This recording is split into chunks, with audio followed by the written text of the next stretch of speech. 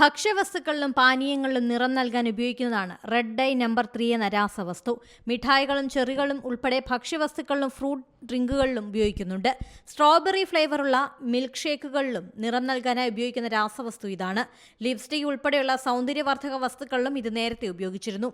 Cancer സാധ്യതയ്ക്ക് പിന്നാലെ കുട്ടികളുടെ സ്വഭാവത്തെയും ഇത് ബാധിക്കുമെന്നും പഠനങ്ങൾ പറയുന്നു. ഇതേ തുടർന്ന് ഇത് അമേരിക്കയിൽ നിരോധിച്ചിരിക്കുകയാണ്.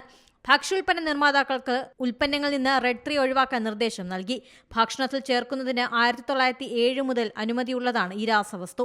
പെട്രോളിയത്തിൽ നിന്നാണ് ഇവ ഉൽപ്പാദിപ്പിക്കുന്നത്. 1980കളിലാണ് ഇതിന്റെ ഉപയോഗം ക്യാൻസർ സാധ്യത വർദ്ധിപ്പിക്കുമെന്ന് കണ്ടെത്തിയത്. ആണെലികളിൽ വലിയ ഡോസിൽ ഇവ നൽകിയ ശേഷം പരിശോധന നടത്തിയിരുന്നു. പിന്നീട് കണ്ടെത്തിയ ശാരീരിക മാറ്റങ്ങൾ പരിശോധിച്ചാണ് ഇത്തരമൊരു നിഗമനത്തിലേക്ക് ഗവേഷകർ എത്തിയത്. ഓസ്ട്രേലിയ, ജപ്പാൻ, യൂറോപ്യൻ യൂണിയനിലെ ചില രാജ്യങ്ങൾ എന്നിവിടങ്ങളിൽ ഇതിന് നിരോധനം ഏർപ്പെടുത്തിയിട്ടുണ്ട്. പുതിയ വാർത്തകളും വിശേഷങ്ങളും ഇനി വിരൽ തുമ്പിൽ. എല്ലാ ഡിജിറ്റൽ പ്ലാറ്റ്ഫോമുകളിലും ഇപ്പോൾ സീ മലയാളം ന്യൂസ് ലഭ്യം.